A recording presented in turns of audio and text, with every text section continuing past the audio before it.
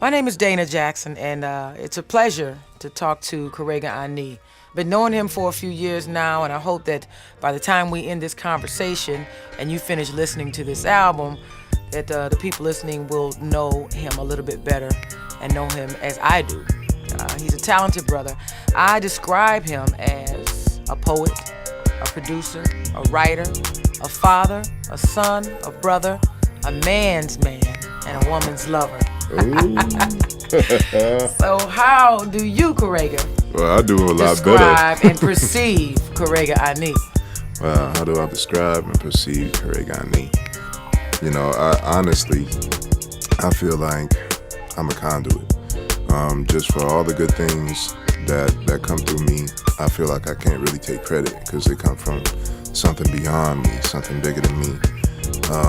All the mistakes are mine, and so I just really try to keep myself open to those powers that be, so I can continue to create. My boy Trevor, he was talking about this most deaf line that was just really deaf to us, and it was pure power, don't power trip. Well, if I'm connected to the pure power, there's no need for me to really kind of blow my own horn. I know exactly where my power comes from, and I know it'll never run out. So that's where I'm at.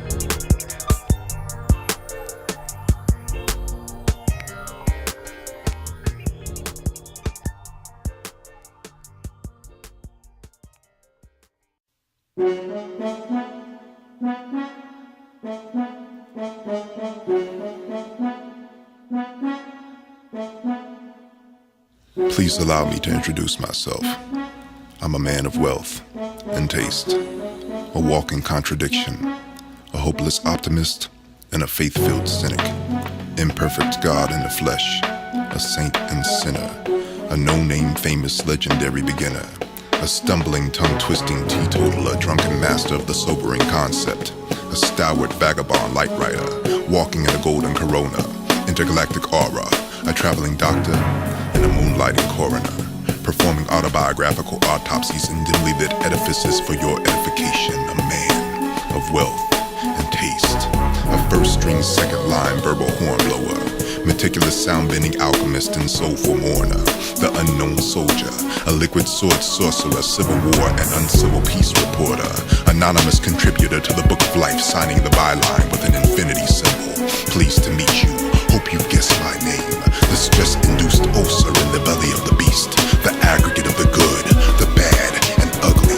Pleased to make your acquaintance. I'm your new best friend, the self-taught, homegrown terror, desk-ducking son of the Reagan-Bush era, independently distributed narcotic thought wholesaler, ominous figure with somber intensity, whispering generously, offering unsuspecting listeners the first hit for free, scribbling and spitting a literary hallucinogen. El Shaddai is my supplier. I'm a man of wealth and taste, a bad trip on a long vacation, multi-syllabic gist dipped in a circle of fifths, liquid contraband delivered to your inner being, changing everything.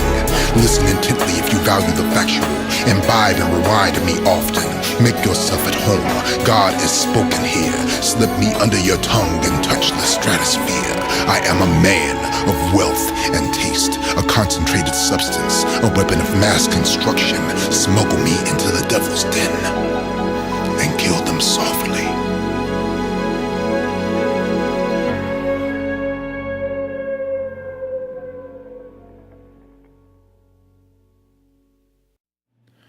I am an inner city poet. Black heterosexual male, 30-something. Hip-hop rhythm in my speech. T-shirt reflecting my left-wing beliefs, African beads, baggy jeans, and black Timberland kicks. Nappy twisted roots peeking from underneath a camouflage bandana, wrist wrapped in a red, black, and green wristband, answering to an assumed nom de plume. You know what I've come here to do, don't you? Yes, you have seen my kind before. I am an irrational proponent of black liberation, here to irritate you. I blow things way out of proportion. I complain too much. I show no consideration for the pain of others, nor do I display commiseration for their struggles. I am a misogynistic, homophobic Philistine.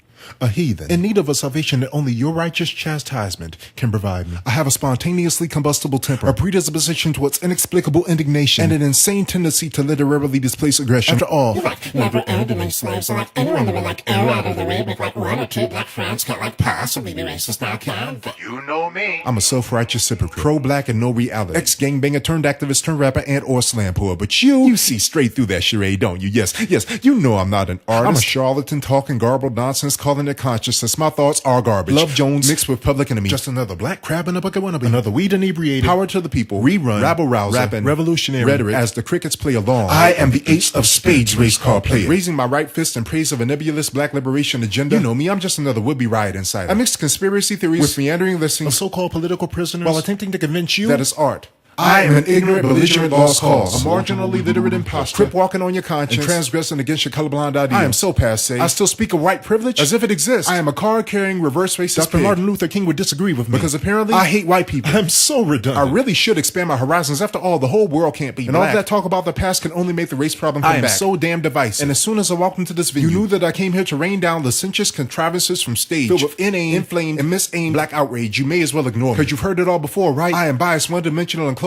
And you damn well know it, so never mind me. I guess poetry really isn't my thing. Maybe I'll be enlightened if I just keep my thoughts to myself and listen to you. My subconscious is a real pigsty. And I don't remember extending an invitation, but since you're already here, come on in. Just go ahead and make yourself at home. Please, tell me how we're all the same again. Show me how to make my self-expression less intimidating. I am begging you. Help me make my aimless raving relatable to the mainstream way of thinking. Because you've already made it painfully apparent that I'm devastatingly incapable of expressing my own position without my skin and gender rendering me the victim of a prejudicial stigma or having my plight disavowed outright by so-called open-minded, open-mic attendees. When I bleed, it's seen as weakness when I scream. And when I speak of freedom, it's greeted with derision from the very individuals that claim to be proponents of unfettered self-expression. But my life will not be circumscribed according to their biases. I'm so much more than black, heterosexual, and male. I'm music, I'm grief, I'm love, I'm lost, I'm father, I'm bitter, I'm brother, I'm gangster, I'm son, I'm faithful, I'm joyful, I'm wisdom, I'm infinite, I'm complex, I'm a survivor, I'm a survivor, I'm a survivor, I'm a survivor, I'm a living, breathing human being offering you a glimpse into my spirit, and I'm still struggling to be and speak freely.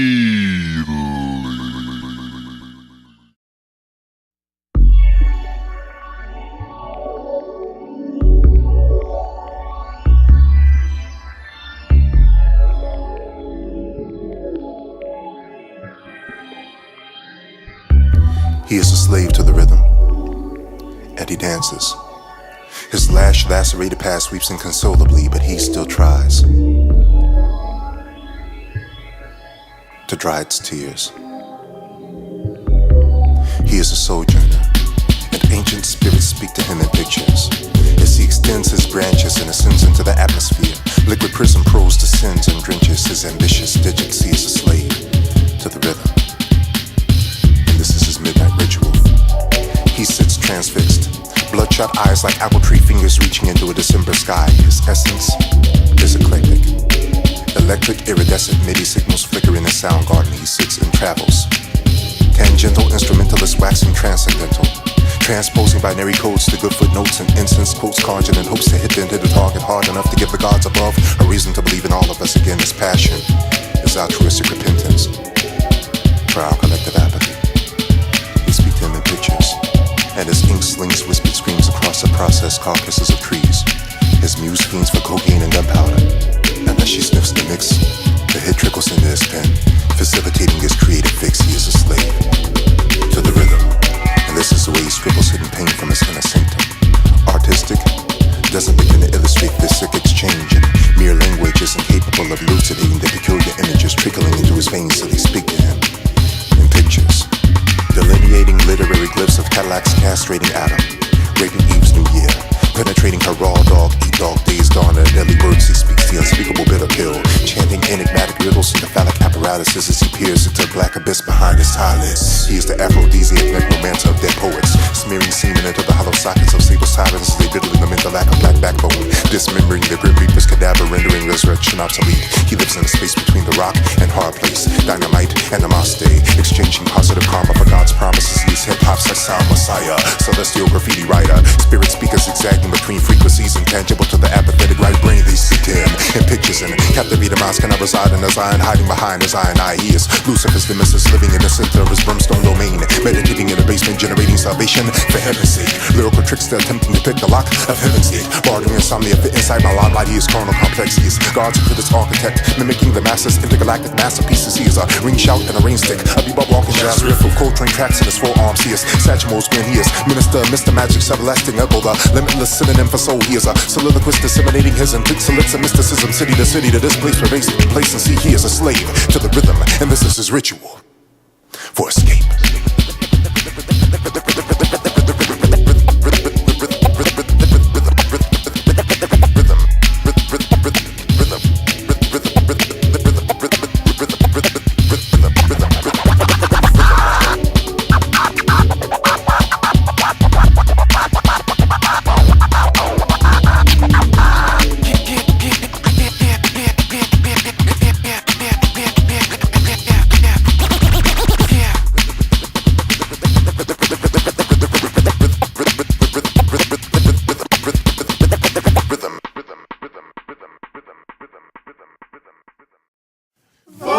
Texas.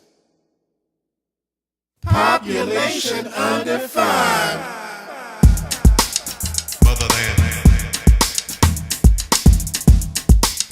Father Time, traveling, a journey to my inner space. Follow me.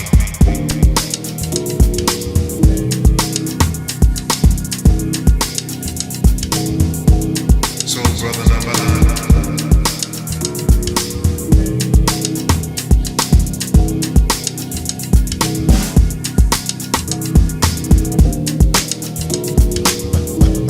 Rebel scribe. Karega.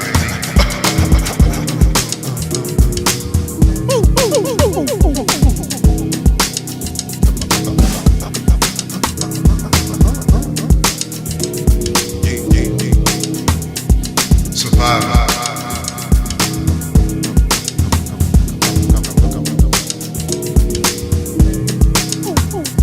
Survivor. Feel the vibe.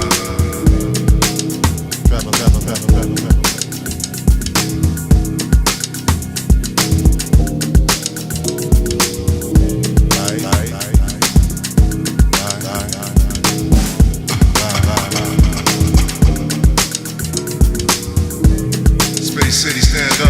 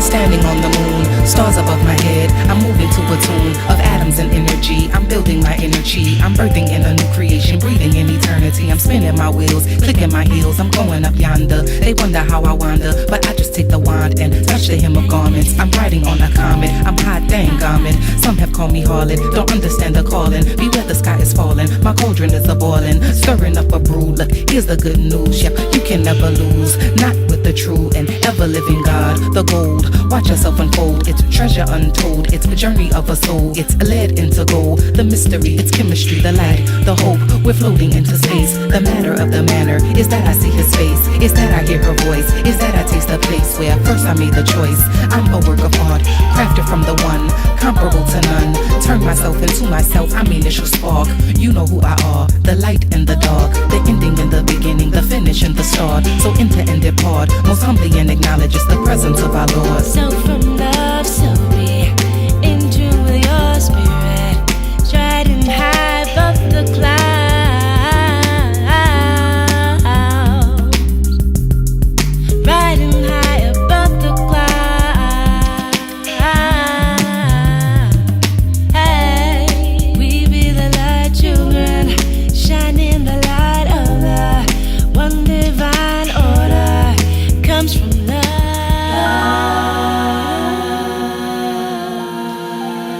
This is intended to enter your inner self and intersect with your essential center.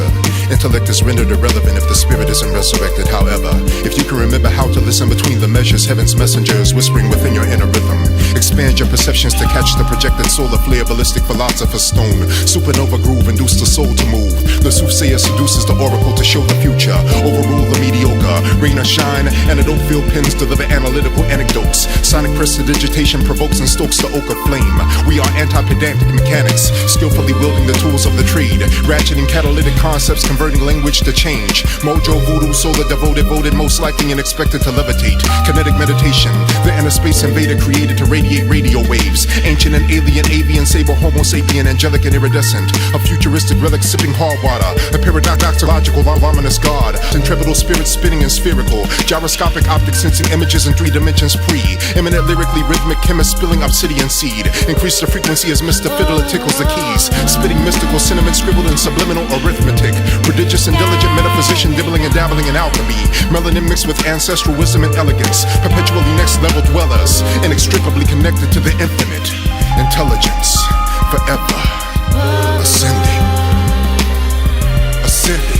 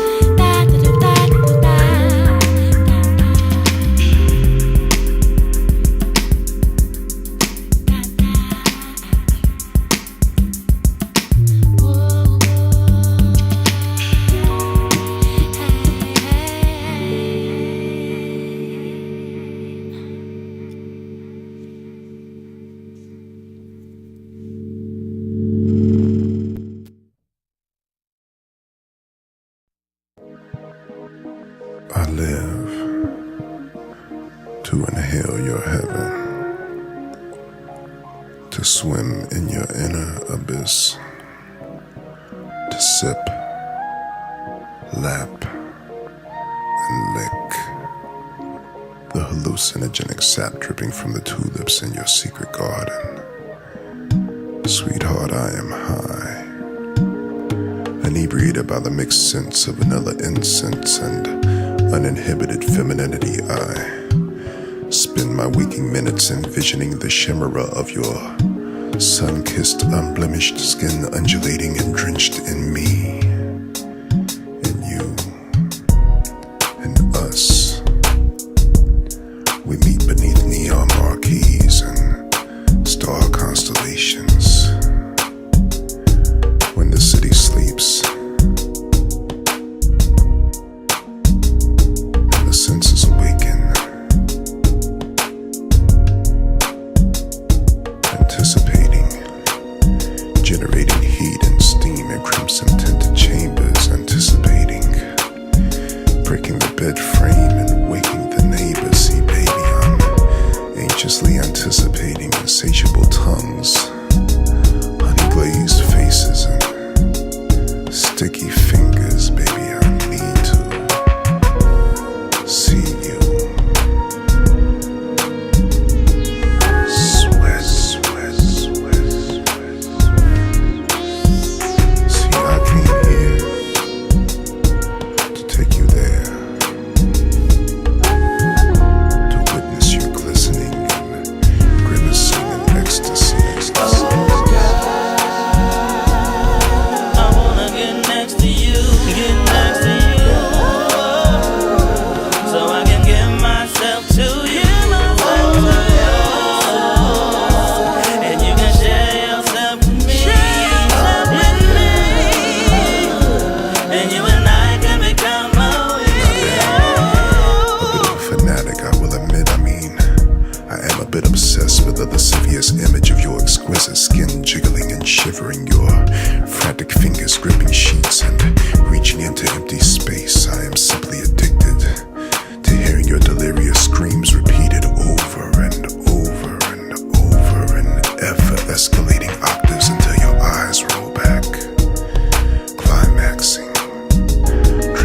spastic convulsion, eyes wide open, mind blown. No, God is not my name.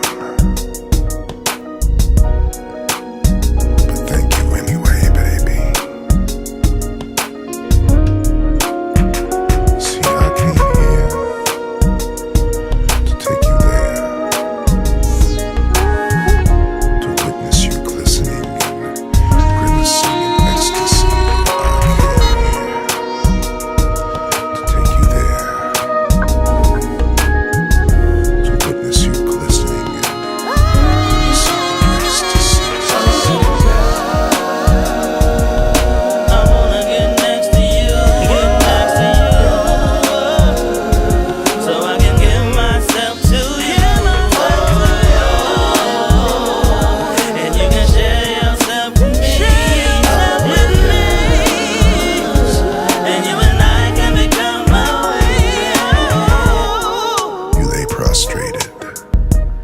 Collapsed in the afterglow.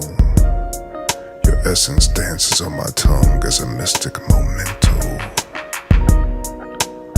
Slowly I drift into REM sleep, hoping to again meet the sweetest dream I've ever seen. And anyone who really knows me knows you to be inextricably woven into my speech.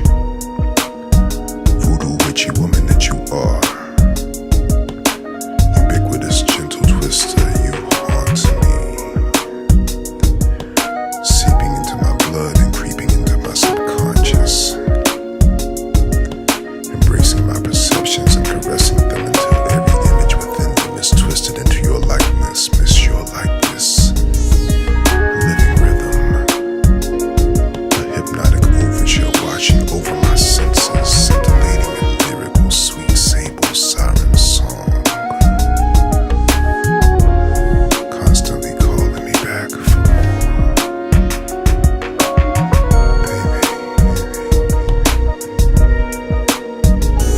I live for this embrace. You are the air that I breathe, and I can't wait to see you again.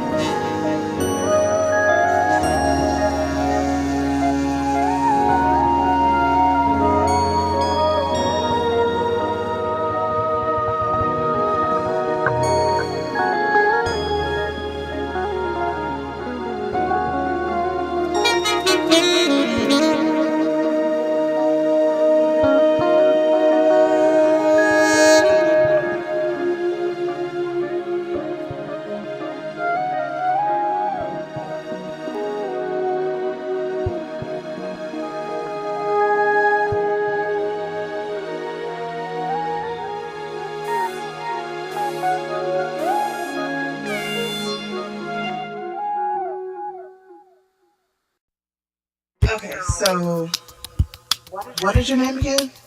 How do you say it? Karega? A9? Karagana? Crave? The name is Karega Ani. What does it mean? Roughly translated, it means rebel scribe. Well, what do you mean by that? Well, to be succinct, it means I've been created by the Creator to ameliorate the popular aesthetic from the ill intentions of insipid simpletons intending to perpetuate an ephemeral masquerade. A masquerade exacerbated by a pusillanimous misanthropic posturing of specious poses predisposed to cognitive lethargy and careless prevarication. Can you dig?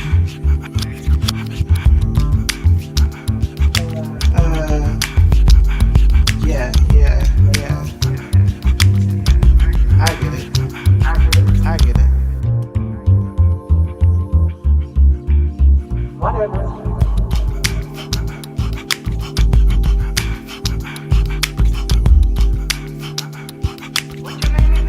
What's your name again? Well, peace, my brother. You don't even eat bacon, huh?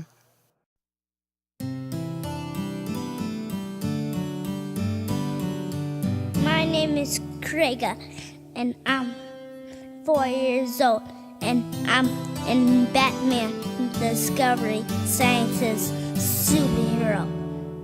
And that's all. Okay, yeah, I was in the one, in the one, in the car, and and blah blah, in that car, in the one, in the one, in the one, in the one, in the one, and the boom boom boom. Okay, in the one, in the car, in the one, you have a way, you will have. Are you kidding? No way, you can't mess with me.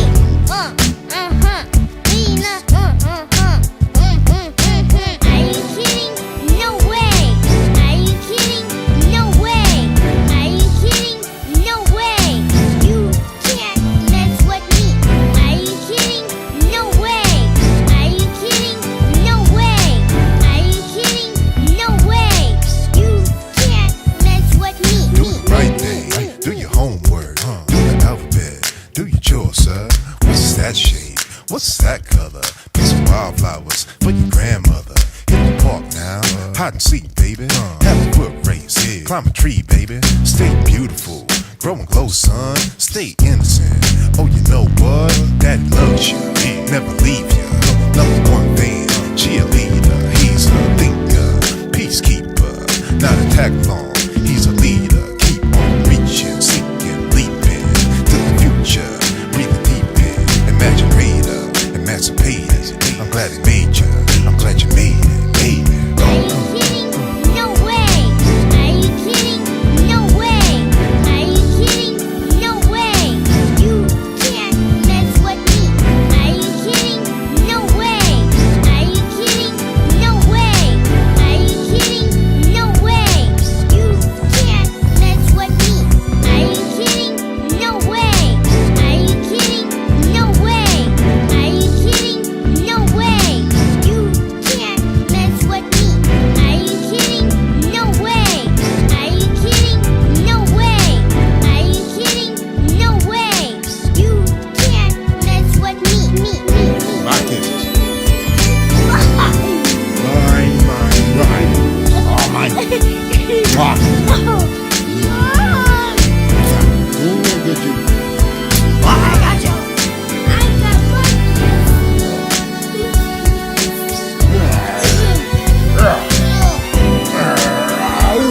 Body slam. Yeah.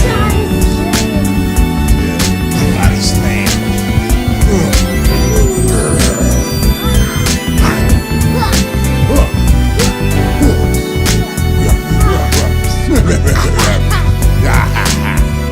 Yeah, let's do that. Let's We do can what? do that recording. We are recording.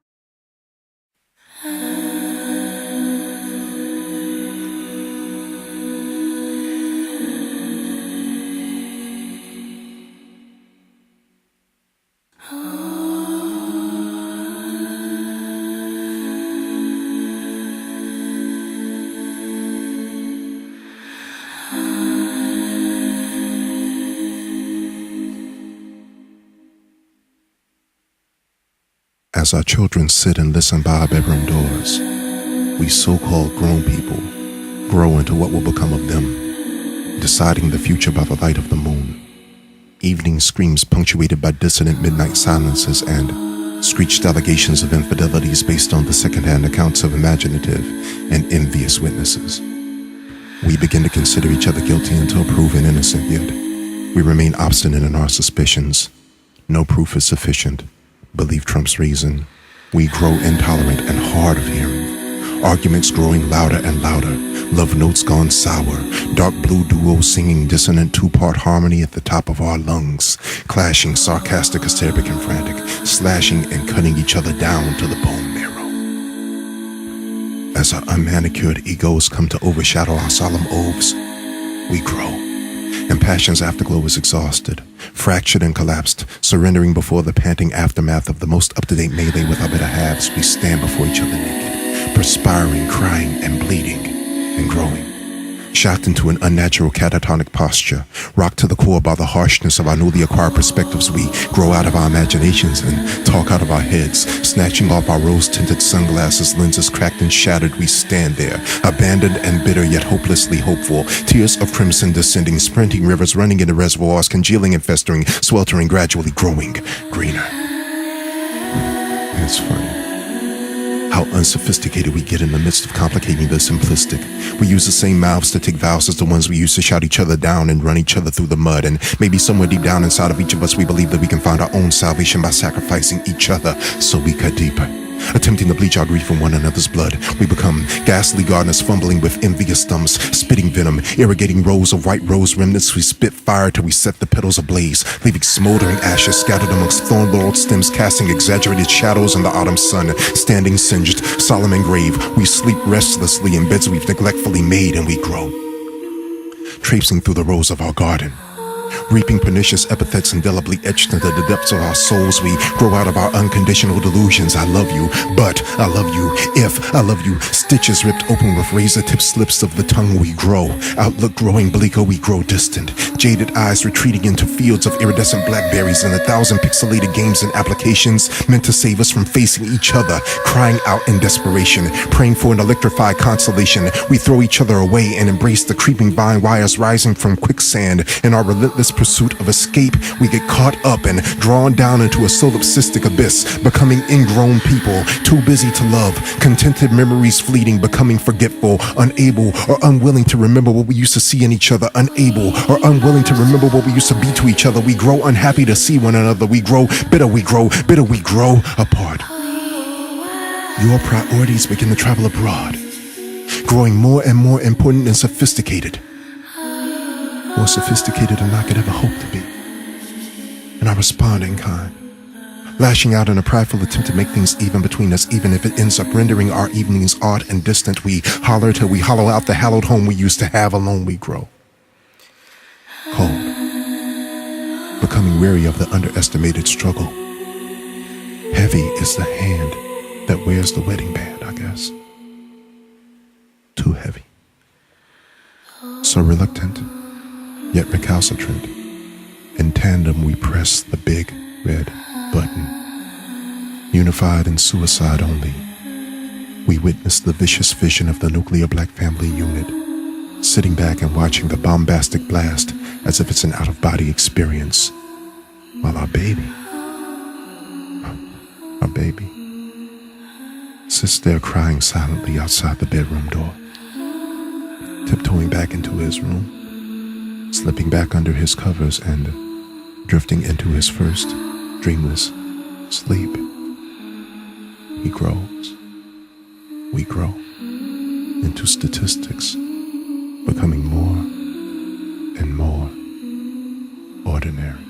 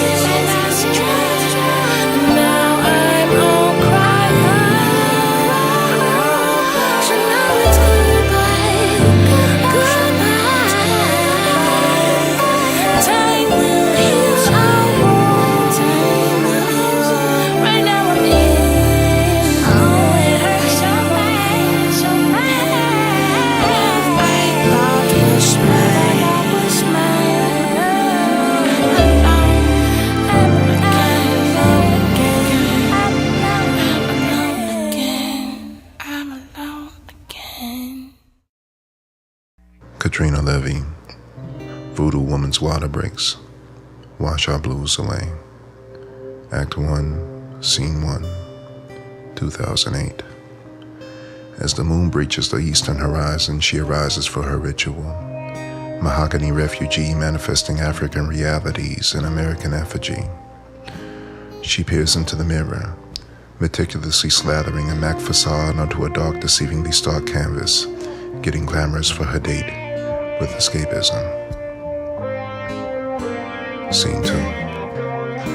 Her stiletto heels click a rhythmic cadence, kissing the faces of immense steel sentinels that have replaced her neighborhood. She is sleepless in Seattle, in Dallas, the Big Apple, Atlanta, Salt Lake City, or Washington, D.C.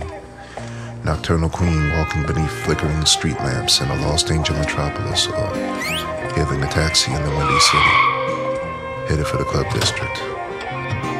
Again. Scene 3. As the alien cityscape sprints past her window, her separation anxiety begins to flare again. She closes her eyes and whispers her spirit a lullaby for consolation.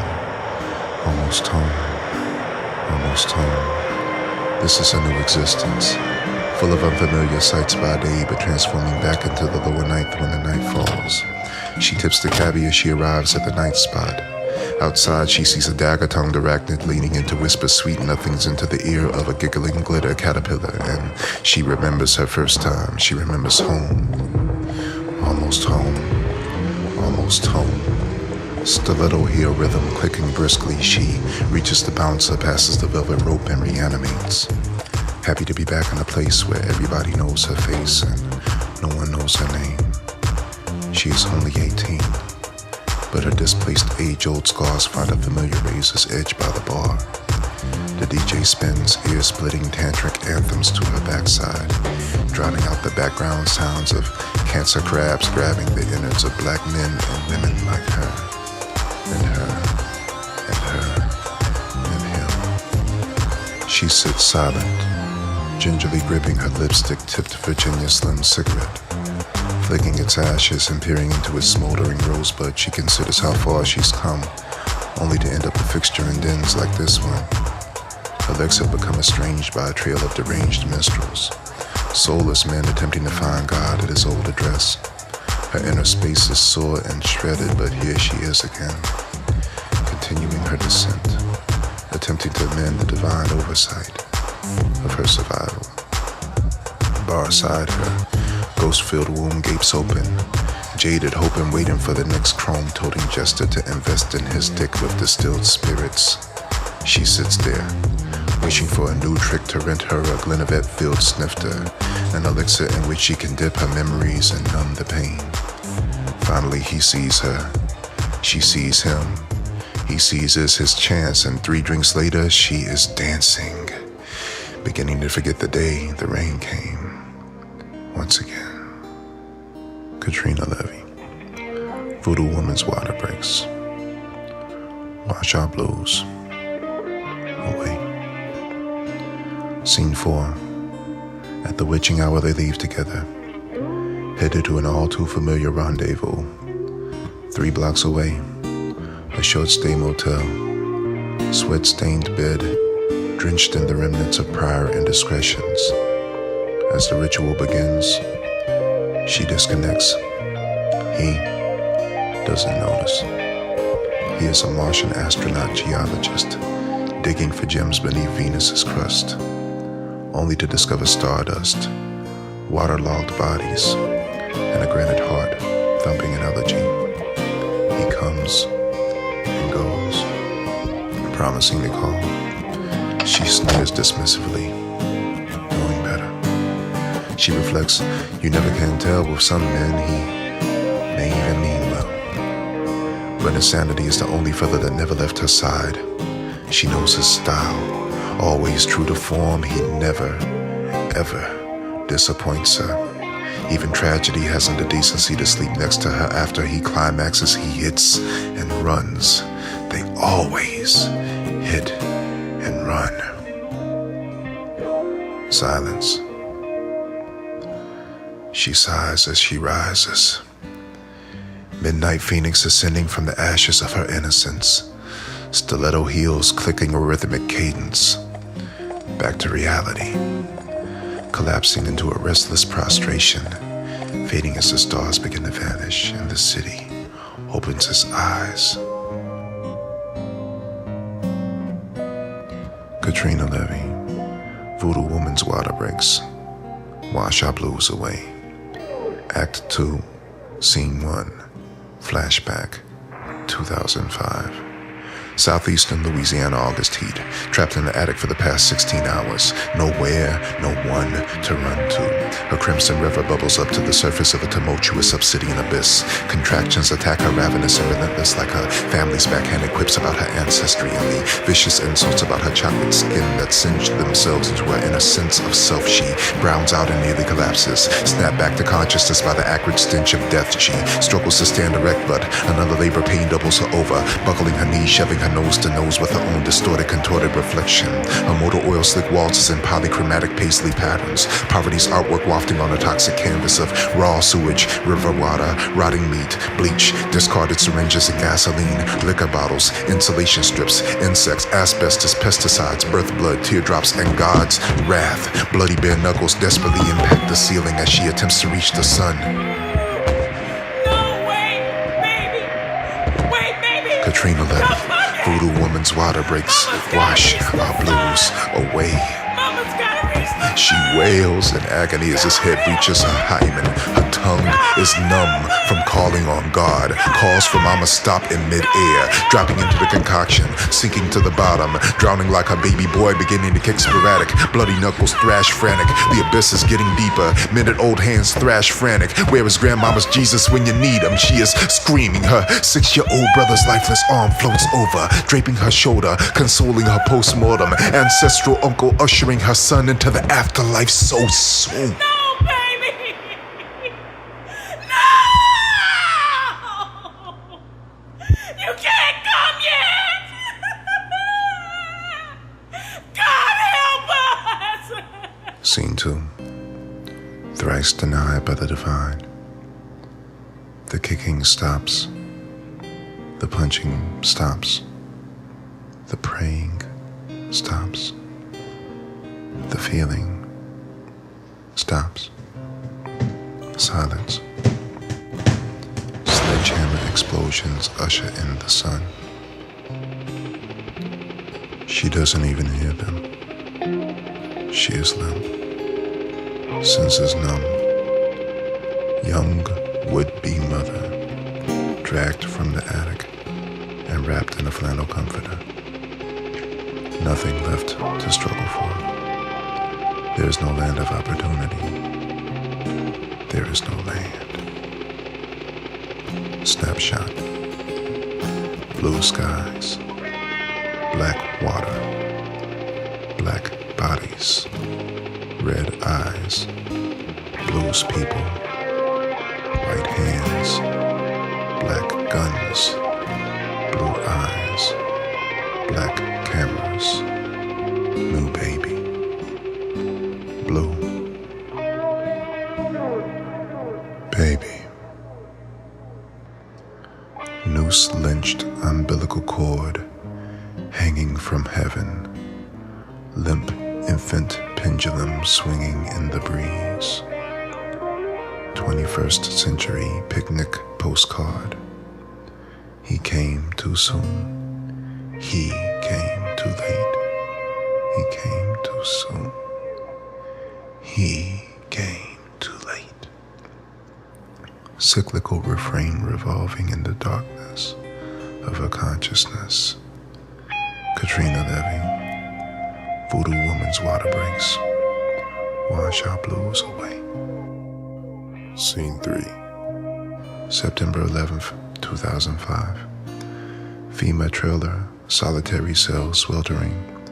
She sits listless, peering into empty space. Images censored, deemed too explicit for CNN. She's been skinned alive, repeatedly beaten by sanctimonious sensibilities and shifting eyes. She is invisible, told to get over it over and over again, considered invincible, told to get over it over and over again, spirited from the Superdome to Houston to the Four Winds. Her neglected post-traumatic stress descending into perpetual yesterdays, as her existence is eclipsed by the next Paris Hilton headline. Repeatedly told she should be grateful that they came to save her. She cries herself to sleep at night, knowing better. Grieving parents recognize that there are some things worse than death. So many of the people in this arena here, are underprivileged anyway, so this is working very well for them. Barbara Bush, Katrina Levy, Voodoo Woman's Water Breaks, Wash Our Blues Away. Act 1, Scene 1, 2008. She's awakened by another passing train, another tear-soaked pillow, as the moon breaches the eastern horizon, and she arises for her ritual. Mahogany refugee manifesting African realities in American effigy. She peers into the mirror, knowing.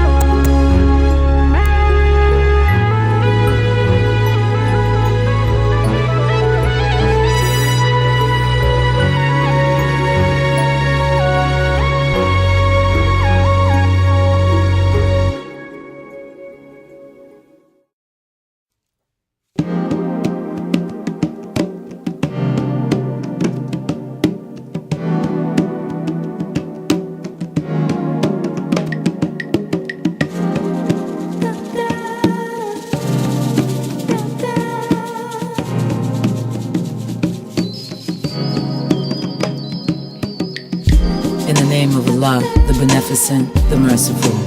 Oneness, characterized by unity, undivided agreement. Our unity is more powerful than an atomic bomb. Elijah Muhammad. When you see me, you see the Father, for I and the Father are one. Yeshua, oneness. O God of mercy, I appreciate thee. When I can't see, I focus because you say you are in me. Neka, oneness. My life and my death are all for Allah, the Lord of the worlds. Oneness. Don't betray what you portray. Saphir, oneness. Servitude is the sincerest expression of gratitude, oneness. Reject the unauthorized authority of your impulses and emotions. Rise above your emotions into the thinking of God, Elijah Muhammad, oneness. The universe is a woman, and she will submit to anyone worthy. Oh, my Father, I saw 11 stars and the moon. I saw them making obeisance to me. Surah 12, verse 4, oneness. Where two or more are gathered in my name, there I am in the midst of them. Jesus, the love affair that cannot be compared to any other. Oneness. God is one. Oneness. Karega, the safe haven, granting access to the upper room, allowing the purified ones the freedom to run wild like an oblivious child, both mentally and spiritually, displaying his power to carry the chosen ones into the fifth dimension. God manifested in the flesh. Oneness.